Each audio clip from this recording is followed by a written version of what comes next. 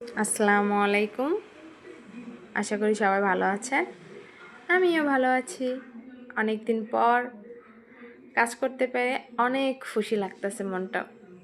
আরও খুশি লাগবে যদি আপনারা আমার ভিডিওটা দেখে লাইক কমেন্ট শেয়ার করেন।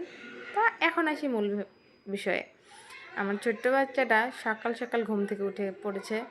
রাতে খুব জ্বর ছিল, যার জন্য খুব সকালে উঠি নাই, 10টার সময় উঠাইছি। তো যাই হোক, উঠাইয়া ব্রাশটা হাতে দিয়েছি। দেখেন কেমন করে, ব্রাশ করতে চায় না। অনেকক্ষণ জোড়াজুড়ির পরে ব্রাশটা করতে নিছে। এরপরে ওর মন চাইছে একটু পানি খাই। ব্রাশ করতে করতে কেউ পানি খায় আপনারাই বলেন তো? তো যাই হোক, ওই ব্রাশ করতে করতেই পানি খাইলো। পানি খাওয়ার পর আমার দিকে আবারও তাকাইছে যে ব্রাশ করবে না করা হয়ে গেছে। ও তো কনফিউশনে। তো যাই হোক, আমার বড় মেয়ে তাই দেখে হাসতেছে। আমার বড় মেয়ের হাসি দেখে ও আরও রাগান্বিত হয়ে গেছে।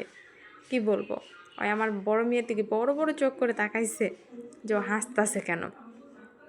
ও তারপরে আমার বড় মেয়ে আবার ফাজলামো করতেছে ওর সাথে ভেঙানোর চেষ্টা করতেছে, হাসানোর চেষ্টা করতেছে। না, ও হাসে না, ও উল্টা রাগান্বিত হয়।